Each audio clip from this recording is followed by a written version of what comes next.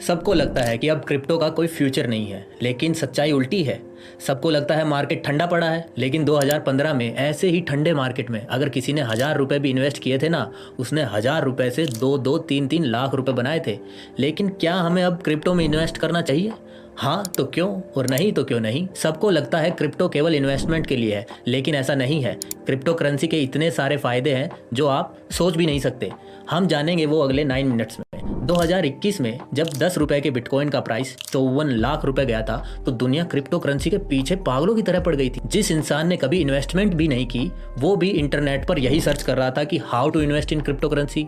हर दूसरी जुबान पर बिटकॉइन बिटकॉइन हो रहा था, और क्रिप्टो का इतना क्रेज था कि लोगों ने 5-5 करोड़ के माइनिंग सेटअप बना दिए थे। लेकिन जैसे ही बिटकॉइन का प्राइस एकदम से डाउन आया, लोगों का इंटरेस्ट क्रिप्टो करेंसी से एकदम कम हो गया।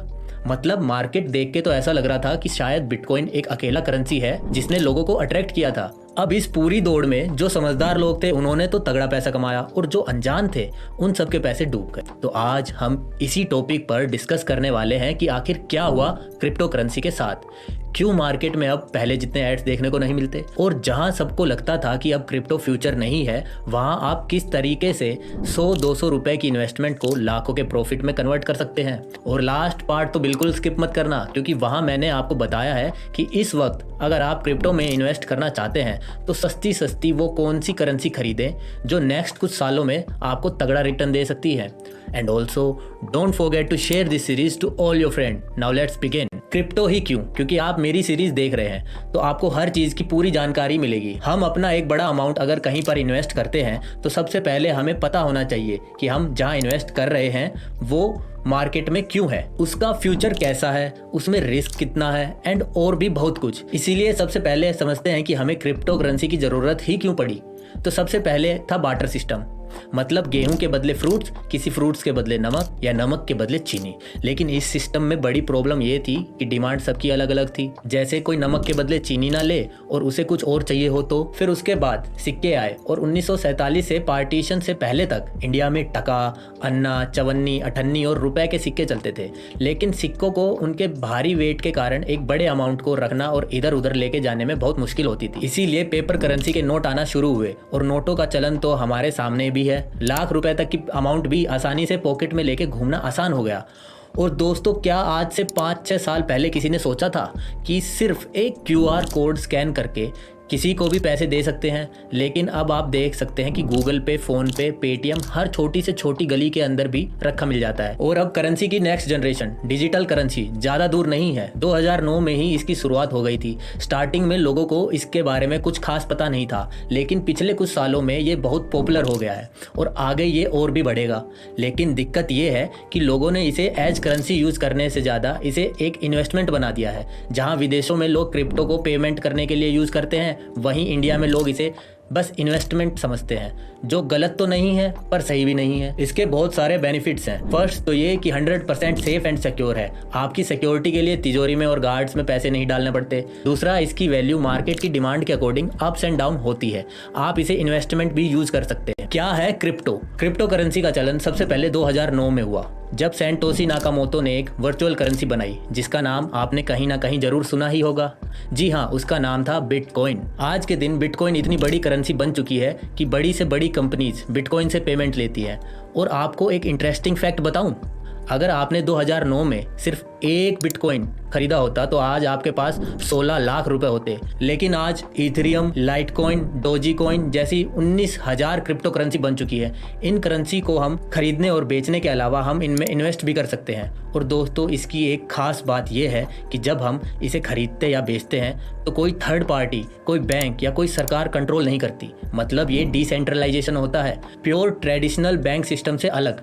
क्रिप्टो की ट्रांजैक्शन सीधे एक वॉलेट से दूसरे वॉलेट में होती है। पहले क्रिप्टो को उतनी मान्यता नहीं मिलती थी। इंडिया के अलावा और बहुत से देशों में इसका इस्तेमाल बैंड था, लेकिन धीरे धीरे बहुत से देशों में ये लीगल हो चुका है। और मार्च 2020 में इंडिया ने भी क्रिप्टो से बैन हटा दिया। और यहाँ तक कि हमारी फाइनेंस मिनिस्टर निर्मला सीतारमन ने 2022 के बजट में डिजिटल रुपीस लॉन्च करने की बात भी कही थी। तो दोस्तों, क्रिप्टो की ये दुनिया जितनी बड़ी है उतनी ही इंटरेस्टिंग भी है। दोस्तों, अब बात करते हैं क्रिप्टो करेंसी इतनी चलन में कैसे आई। लोगों ने इस पर विश्वास भी किया और इसका सपोर्ट भी किया।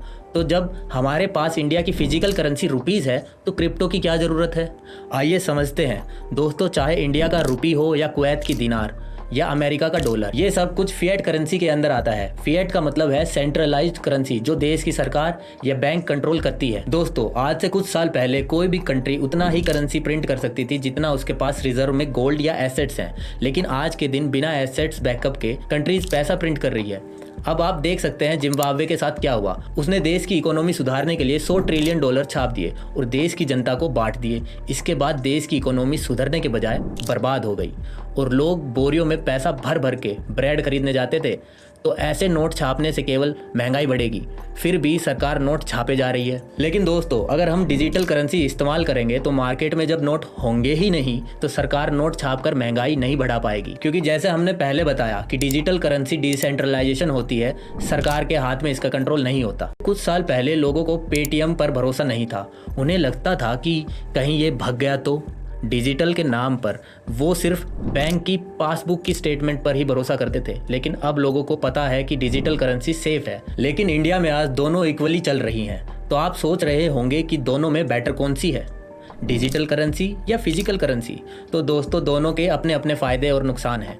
पहले बात करते हैं डिजिटल करेंसी के फ़ायदे की। तो इनका लेन देन बहुत फास्ट होता है। आप घर बैठे बैठे अमेरिका पैसे भेज सकते हैं और वहाँ से पैसे सीधा आपके पास मंगवा सकते हैं और बीच में कोई थर्ड पार्टी नहीं होती, सीधा एक वॉलेट से दूसरे वॉलेट में जाते हैं। लेकिन इसके कुछ नुकसान भी हैं कि डिजिटल करेंसी के प्राइस वोलेटाइल होते हैं, उनके प्राइस अप्स एंड डाउन्स आते रहते हैं। इनकी ट्रांजैक्शन और वॉलेट का सारा रिकॉर्ड ऑनलाइन सॉफ्टवेयर पर होता है, तो हैक और स्कैम होने का भी डर लगा रहता है। और इसके अलावा डिजिटल करेंसी काफ़ी लोग और कंपनीज एक्सेप्ट नहीं करते हैं। अब आप जिसे पे करना चाहते हैं तो उसका ज़रूरी है कि वो भी डिजिटल करेंसी एक्सेप्ट करे। अब बात करते हैं फिजिकल करेंसी के कुछ फ़ायदों के बारे में।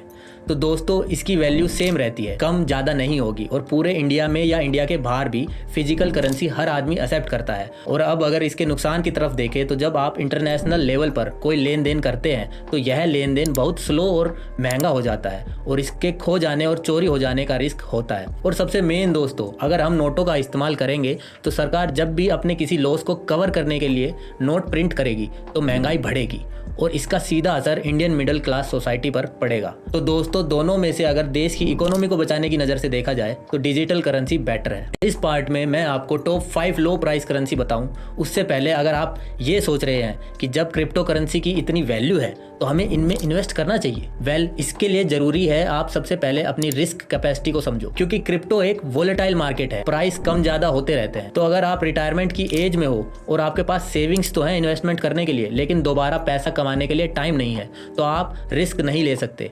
तो आप एक रिस्क फ्री इन्वेस्टमेंट करिए, भले ही रिटर्न कम मिले। जैसे आप किसी बैंक से एफडी करवा सकते हैं। एंड अगर आप यंग एज में हो, आप कमाते भी हो, लेकिन आपके घर के खर्चे हैं, बच्चे के स्कूल के खर्चे हैं, इसके बाद अगर आप हर महीने 5 से 10% ऑफ योर इनकम का रिस्क ले सकते हो तो आप इसमें इन्वेस्ट कर सकते हो। क्योंकि वैसे मार्केट में अप्स एंड डाउन रोज चलते रहते हैं, लेकिन ओवरऑल रिजल्ट देखो तो आपको 25% का रिटर्न मिल जाता है। वो भी तब होगा जब आप सही कॉइन में इन्वेस्ट करें। तो अब बात करें टॉप 5 करेंसी की, तो सबसे पहले नंबर पे आता है शिबा मेमू, उसके बाद चैंसर, उसके बाद आता है अल्ट सिग्नल्स एंड उसके बाद आता है मेटाकेट and last one is ripple. जहां एक्सपर्ट्स की माने तो ये आपको 50 गुना तक का रिटर्न नेक्स्ट 5 to 10 ईयर्स में दे सकती है। बाकी ये जस्ट मेरी सजेशन है, एक्शन तो आपको ही लेना है। I hope you enjoyed this series. Thanks for watching.